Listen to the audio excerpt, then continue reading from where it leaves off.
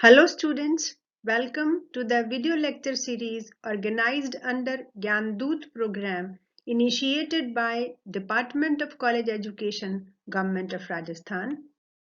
I'm Dr. Kiran, Associate Professor in English. In the present lecture, we are going to talk about Dover Beach, one of the celebrated poems written by Mathew Arnold, an eminent Victorian poet. This poem is considered to be one of the representative poems of Victorian period. Being a true reflection of Victorian age, this poem validates Mathew Arnold's claim, which he made in a letter written in 1869. He wrote, I quote, "My poems represent on the whole the main movement of the mind of the last quarter of a century. So, for a clear understanding of the context and contents of this poem, Dover Beach, we will begin with a brief introduction with the main movement of Victorian age. Then we will move on to talk about Mathew Arnold's growth as a poet with a special focus on his views on the art of poetry. And then we will have a detailed analysis of the content and structure and style of this poem, Dover Beach. So first we will have a quick overview of Victorian age. Victorian age covers the period of the rule of Queen Victoria in England, that is from 1837 to 1901, and this very period is considered to be the period of great change and complexity in the life of English people. If we talk about the political life of England, we can say that this age is the age of rise of democracy in England, and in the economic field it was an age of the rapid growth of industrialization. We can say that the Victorian society was moving from agrarian mode to industrial mode during this period. And another important change which took place in the field of science and education, which changed the whole approach of the people of England towards life, that was publication of Charles Darwin's book The Origin of Species, which gave a path-breaking theory of evolution about the origin of man. And this very theory um, made people question the role of religion, the role of God in creation of the universe. So here, with the industrialization, with the technological advancements, with the growth in evolutionary sciences, now the people have lost faith in the traditional order of life, the way they earlier behaved, the way they earlier approached life. And at the same time, there was an atmosphere of uncertainty for the new order of things. So uh, that is the reason that this very age is also called the age of the loss of faith. That's what Mathew Arnold has captured in his poems. Mathew Arnold was a versatile genius. He was not only a poet but a remarkable social thinker and cultural critic also.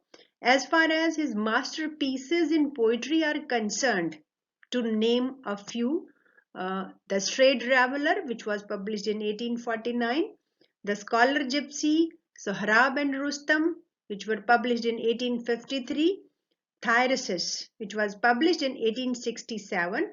This poem is one of the famous pastoral elegies in English poetry, and this poem was written on the death of Mathew Arnold's close friend Arthur Hugh Clough, who played very important role in shaping his career as a poet.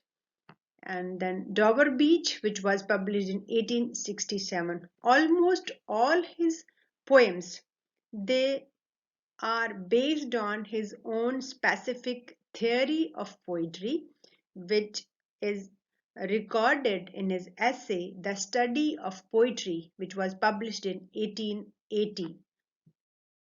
Mathew Arnold defined poetry as the criticism of life, and almost all his poems are the criticism of life in some or the other form. If we talk about the distinctive features of Mathew Arnold's poetry, we can say that his poems deal with the problems of real life or the radical changes which took place in contemporary England. Um, and he was deeply concerned for the loss of faith in Victorian England. So there is a note of melancholy in his poems. He was concerned with compatibility between man and nature also.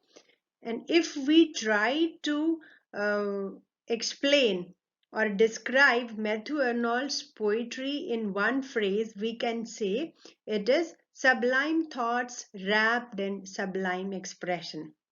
And a last word about Matthew Arnold's poetry is that his poems appeal to the heart because of the clarity and lucidity in his style. The poem Dover Beach, which was published in 1867 in his collection New Poems, also deals with the theme of grief over the loss of faith in religion, loss of faith in God. And as far as the setting of this poem is concerned, as the very title suggests, that the poem is set at a beach at Dover, and Dover is a port in the southeastern coast of Kent, as it is visible on your screen in the map. This is Dover at Straits of Dover, and Strait of Dover is the narrowest part of English Channel. And one more thing which is to be noted about this place is that at this place at Strait of Dover, the distance between English town Dover and French town Calais is only of 20 miles. So, and Matthew Arnold visited this very place with his wife, and how this very sea, this very English channel, and the location of the beach is treated in this very poem. Let's have the text of the poem. The poem opens with the beautiful portrayal of silent beach. The sea is calm tonight, the tide is full, the moon lies fair upon the straits. On the French coast, the light gleams and is gone. The cliffs of England stand glimmering and vast out in the tranquil bay. So the poet is talking about the silence of the sea at night. He is talking about the silvery light of the moon which is falling on the surface of the Strait of Dover. The poet is also pointing towards the rising and fading light of the lighthouses at the French coast, and with a special emphasis on the bright white rocks or the white cliffs of England, which are known for their spectacular beauty, just because of their composition of chalk, that how beautifully those white cliffs of England are standing in that calm Strait of Dover. So here we can say that in the opening line, the poet is talking about the calm sea, and that peacefulness, that silence, that calm is reinforced in the in the closing part of the this very stanza, where he is saying that the cliffs of England are standing shining brightly in the tranquil bay. Tranquil means peaceful. So in this very setting, the narrator, the speaker, he invites his companion which is believed to be the poet's wife, to come to the window and to enjoy that very sight, that very pleasant night air. So here in these very lines, the poet has given a very uh, uh, picturesque image of the complete calm, inviting his companion to the window to enjoy the silence of the sea. The poet adds further, only from the long line of spray, where the sea meets the moon-blanched land. Listen.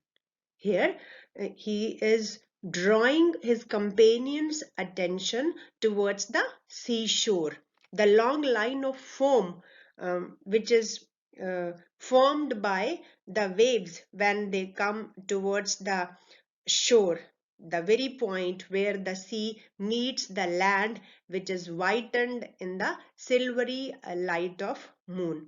Here, the poet draws the attention of his companion to listen the sound of the grating pebbles.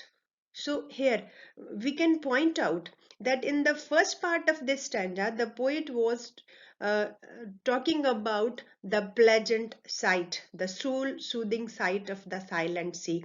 And here there is a shift from that pleasant silence towards unpleasant noise. He is talking about the scraping, the grinding, unpleasant sound which is produced by the pebbles which are thrown back at the seashore by the waves when they come towards the shore, come towards the coastal line from the high sea. And this very movement of the waves continues. The poet says, begin and cease and then again begin with tremulous cadence slow. Means the slow movement of the waves, their rising and receding continues, and it creates a sort of trembling, quivering rhythm. Cadence means rhythm, and this trembling, quivering rhythm creates into poet's mind the eternal note of sadness in. So now how the movement of the waves, the throwing away of the pebbles on the seashore is associated with a feeling of sadness or a feeling of misery or a feeling of melancholy, we can better understand this very movement of the waves with reference to the waves of change which were influencing the life of contemporary England. That how the waves of industrialization, how the waves of change in evolutionary science shook people's faith in the traditional way of life, in religion, in God, and now the human beings, they were just like pebbles because they have lost faith in their the traditional way of life. So now the poet is connecting this very movement or this very unpleasant sound of the pebbles at the seashore with the note of sadness, with the note of misery which is associated with human life, and he calls this note eternal because the poet feels that this very human misery is there since ages, and just to emphasize the eternity of this very note of sadness, in the next stanza of the poem, the poet talks about a Greek tragedian, Sophocles, who also felt the same at the sea coast, which the poet is feeling now. And here in this part of the stanza, we can clearly perceive that there is a shift in the tone of the poet. The poet is no more fascinated towards the silence of the sea. Now, the unpleasant noise at the shore pricks his soul. And this very shift in the tone also brings into the scene the thematic contrast of the calm and restlessness, the calm of the traditional uh, social setup in England, and the restlessness which was created by the um, because of the loss of faith in religion and because of the loss of faith in God. Sophocles long ago heard it on the Aegean, and it brought into his mind the turbid ebb and flow of human misery. We find also in the sound a thought, hearing it by this distant northern sea. Here, the poet is talking about Sophocles, a famous Greek playwright who is known for his tragedies. And here he's saying that years back, the Greek poet, dramatist Sophocles has also heard the same sounds at the Aegean Sea, at the Mediterranean Sea, and these sounds Victorian filled his mind with a note of sadness of the rule of Queen Victoria in England, that is from 1837 to 1901. And this very period is considered to be the period of great change and complexity in the life of English sadness. And if we talk about the political life of England, we can say that this age distant is the northern sea at the English rise of democracy in England. Here he is and establishing in the economic between the field. It was the perception of the rapid growth of towards human misery. Means it we was can say that as he is the Victorian society was moving now from the agrarian mode was to industrial mode observation this period, or the experience and of another important change which took place in the field of what next science and education, which changed the whole approach of the people of England towards life. That was publication of Charles Darwin's book The Origin of Species, which gave a path-breaking theory of evolution about the origin of man. And this very theory um, made people question the role of religion, the role of God in creation of the universe. So here, with the industrialization, with the technological advancements, with the growth in evolutionary sciences, now the people have lost faith in the traditional order of life, the way they earlier behaved, the way they earlier approached life. And at the same time, there was an atmosphere of uncertainty for the new order of things. So uh, that's why, that is the reason that this very age is also called the age of the loss of faith. That's what Matthew Arnold has captured in his poems. The Sea of Faith. Here, in this stanza, the poet is to point out that what is the cause of that sadness? What is the cause of that human misery, which is hidden in that very retreating or backward movement of the waves? Is that the sea of faith was once too at the full, and round earth's shore lay like the folds of a bright girdle furled. Means the sea of faith, the sea of religious faith, which was once full, and that sea of faith was laying around the earth's shore like the folds of a bright belt. Girdle is for a belt. That bright belt means that very sea of faith was earlier functioned as a support system for the earth, for the human civilization. But now what is happening?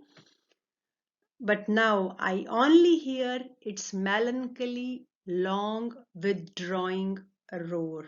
But now the poet hears only the melancholic, the sad notes in the retreating and withdrawing waves.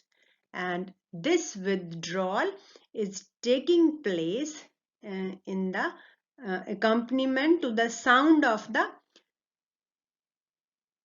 chilly night winds. Down the vast edges drear, and naked shingles of the world. Means those very night winds, that very withdrawal of the sea is now leaving the pebbles naked on the sea coast. The word shingles is for the stones, for the pebbles which are left on the coast when the waves recede or withdraw from the shore towards the sea. So here the poet is pointing out the reason, the cause of the eternal sadness which he felt in his heart and hearts when he heard the grating roar of the pebbles at the seashore. Victorian Age now covers he is the pointing out the rule of the cause of human misery is only the loss of faith. That is from 1837 to 1901. Sea of Faith. And this very period is considered to be the period of great change and complexity in the life of English people. If we talk about the political life of England, we can say that this age is the age of rise of democracy in England, and in the economic field, it was an age of the rapid growth of industrialization. We can say that the Victorian society was moving from agrarian mode to industrial mode during this period. And another important change which took place in the field of science and education, which changed the whole approach of the people of England towards life, that was publication of Charles Darwin's book The Origin of Species, which gave a path-breaking theory of evolution about the origin of man. And this very theory made people question the role of religion, the role of God in creation of the universe. So here, with the industrialization, with the technological advancements, with the growth in evolutionary sciences, now the people have lost faith in the traditional order of life, the way they earlier behaved, the way they earlier approached life. And at the same time, there was an atmosphere of uncertainty for the new order of things. So that's why, that is the reason that this very age is also called the age of the loss of faith. That's what Matthew Arnold has captured in his poems. The poet further gives a suggestion, or he talks about that what can be the support system for the people who are passing through this miserable phase of loss of faith. Love, let us be true to one another for the world which seems to lie before us like a land of dreams, so various, so beautiful, so new, hath really neither joy, nor love, nor light, nor certitude, nor peace, nor help for pain. So here the poet wants that only the feelings of love and affection a feeling of bonding, a feeling of intimacy can be of great help for us to live in this very world, which is uh, like a dream for us, with all its variety, with all its beauty. But this beauty or variety or this glamour is superficial only, because in reality there is no joy, there is no love, there is no light of hope, there is no faith, no peace, there is no concern for the pain of the others. Means in this very word, um, seems to be a darkling plane. That's what he is saying in the next line, that we are here as on a darkling plane. The poet is comparing this world with a dark battlefield, swept with confused alarms of struggle and flight, where ignorant armies clashing by night. And he compares the human beings like the ignorant and foolish soldiers who are fighting in this dark battlefield, just confused by the signals of strife and retreat. So this is how in this poem the poet has used uh, the sea as a metaphor to talk about the loss of faith in the contemporary England, that how the sea of faith was full to the brim in the traditional England, and later on with the growth of industrialization, with the growth of evolutionary science, the traditional order of life was shaken, and the sea of faith has um, uh, uh, retreated back, and now the people feel that they are living on a dark plane. So in this very situation, the only thing, the only remedy is that we should be true to each other, we should have love for each other. So here the poet has emphasized the value of human affection as the only remedy to fight against this loss of faith. So this is how the poem opens, with the description of the calm sea in the first stanza, and in this very stanza the poet has marked a shift from the appreciation of the scenic beauty of the sea to the gloomy note of the noise of the grating roar of pebbles with the dashing of the waves against the seashore, which brings into the poet's mind an eternal note of human misery. And just to emphasize this idea of the eternal note of sadness, there is an allusion to Sophocles, the famous Greek playwright, in the second stanza of the poem. And in the third stanza, the poet reveals the cause of the sadness, and that is the loss of faith. Faith means now the poet is not looking at is now looking at sea as a metaphor of faith, and that sea of faith is now retreating. That is the cause of worries or suffering. And in the last stanza, the poet suggests that the only remedy in this situation is love. So as far as the structure or the stylistic beauty of this poem is concerned, the poet has very beautifully managed the shift in his tone from the description of the scenic beauty to the reflection on the loss of faith in contemporary society, and also his reflection on the value of love in the present crisis. And with this shift in his tone from general description to reflection, the poet has beautifully handled the theme that how one can live happily in a meaningless world. And if we talk about the form or the structure of the poem is a lyric with its brevity of thought. A single thought is emphasized in this very poem, and it is also suggestive of dramatic monologue, because in this poem we have one narrator, and at 2-3 places in the poem we realize the presence of a silent speaker also. That is an important feature of dramatic monologue.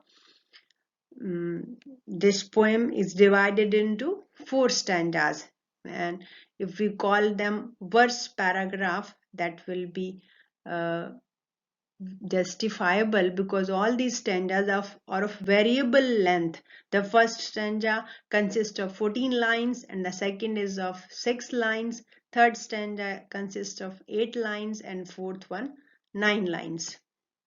And all these stanzas, they do not follow any specific rhyme scheme, and there is an allusion also to Sophocles, which we have discussed earlier.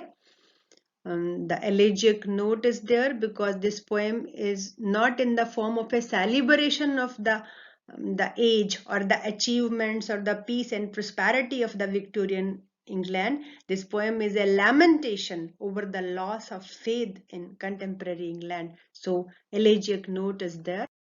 Now, let's talk about the poetic devices which have been used in this poem and which enhance the poetic appeal of this short lyric with profound thoughts. The very first which I want to point out is that throughout the poem, the poet has used run-on enjambment. So now first I would like to make it clear to you that what this term run on enjambment refer to. Run on enjambment means when the poet carries the meaning of one sentence from one line of the verse to the second line. Means the lines in a poem are not and stopped.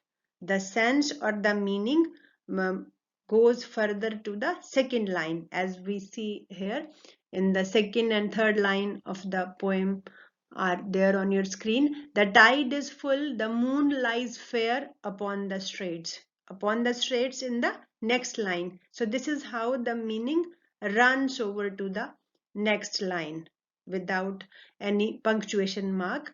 This very technique fosters fluidity because it allows the thought to flow freely from one line to another line. The same is used in the another example is there on your screen. The sea of faith was once two at the full, and round earth's shore, the sense continues, lay like the folds of a bright girdle furled. So this is the very effective use of run-on enjambment in this very poem. Then simile uh, is also used there, as it is there in this very line, lay like the folds of a bright girdle furled. And even in the last stanza of the poem, where the poet compares the world with a land of dreams.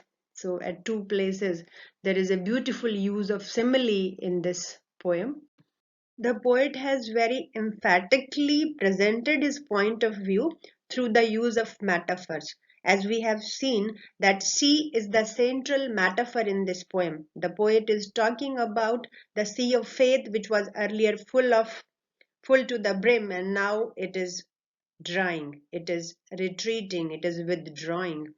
And another metaphor which is used in the second last stanza of the poem is that of ignorant armies for the human beings.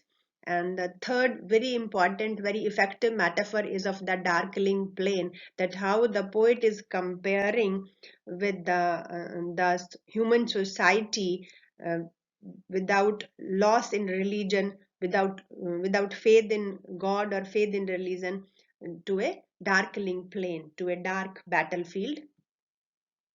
The personification is also used in the first stanza of the poem. The waves are personified. They seem to have their own will when they come back towards the seashore, and then they throw the pebbles, they flung the pebbles on the shore. The another very effective rhetorical device which the poet has used and which enhances the poetic appeal of the poem is the use of tricolon. And what is this tricolon? Tricolon is a series of three parallel words, or we can say the repetition of three words or phrases. For example, in the last stanza, we have read that so various, so beautiful, so new. So the repetition of so three times. This enhances the appeal of the poem. The same use of tricolon continues in the next line. Hath really neither joy, nor love, nor light, nor certitude, nor peace, nor help for pain. So this is how in this very poem the poet has very firmly and effectively given expression to his deep concern for the contemporary English society, which was facing the trouble because of loss of faith in religion and loss of faith in God. So students, now I hope you have a clear idea about the context, content and style of this poem. Keep reading more about Matthew Arnold to understand the Victorian society. Thank you.